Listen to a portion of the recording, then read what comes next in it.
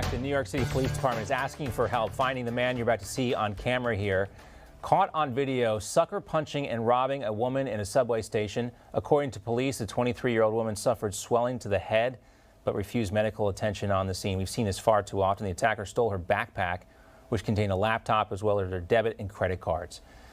Then there's this. A man suspected of vandalizing synagogues across the Bronx has been released from jail hours after a judge defied bail reform laws to lock him up. Jordan Burnett faces 42 charges over a string of attacks on Jewish places of worship.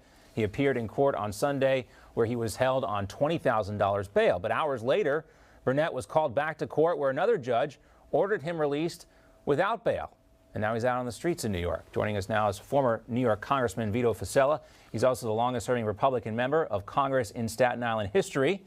He's also a senior vice president at RTR Financial Services. Vito, great to talk to you again. Always great to be with you, John. All right, and so you're running for Staten Island Borough President now. You know, I guess like New York, like a lot of places, people have had enough. Joe Borelli, our friend, comes on a lot and talks to us about Staten Island.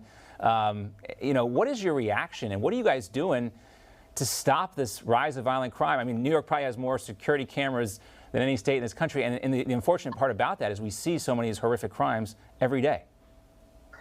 Well, thanks, John. And yeah, I was privileged to serve the people of Staten Island for 15 years. Among the achievements we had was closing the largest garbage dump in the world, known as the Fresh Kills landfill, built new schools, built new parks. But one of the things that got me into public service almost 30 years ago was when the city of New York was out of control. Crime was through the roof. Murders were over 2,000 a year, and carjackings, you name it, it was happening. And we fought back and turned the city around and made it safe. You know, the most important thing we can do in government is to keep people safe, to keep our neighborhoods safe, our communities, so that people feel free and okay walking around the streets. And we're seeing the same movie replay itself again. You highlight a gentleman who basically destroyed not just private property, but could have injured somebody if they were sitting in one of those cars.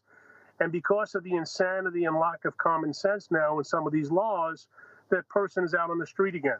So let's logically play it out.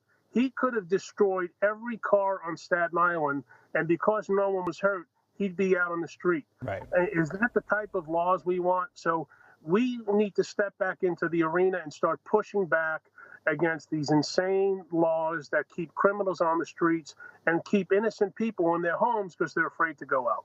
One of the things, Vito, I can't understand is we know and we've seen, not just in New York, we talked about Atlanta earlier, in Minnesota, Minneapolis, in Chicago, and I could go on, the devastating consequences of implementing these defunding police efforts, this bail reform, as they call it here.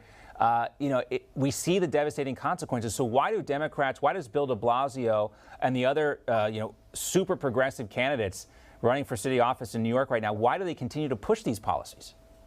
Because they can. I guess for whatever reason, the base of their party is embracing it. And for whatever reason, I can just say unequivocally that I do not. That I don't buy into what they call reform. I think it's an atrocity. I think that the people of Staten Island deserve to live in the safest community in the country, and we want to bring that about. And we're going to push back and fight back against these insane policies that really will only lead to innocent people being harmed and hurt. And if the other side wants to say this is a good thing, like defunding the police, I mean, I've never heard of a more silly proposition than defunding the police department. New York City, we're blessed to have the greatest police department in the world because of its sophistication, because of the tens of millions of people who come here. They have to be on their guard and trained well, and they keep us safe. And you want to take the money away from them and take them off the streets?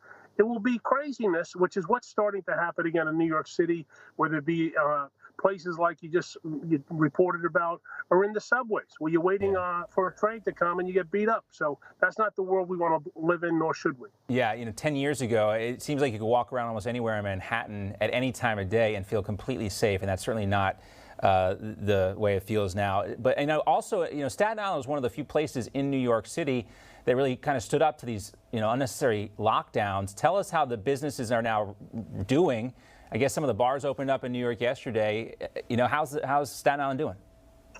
I think the people of Staten Island are great, and they recognize when they can question authority and foolish government policies.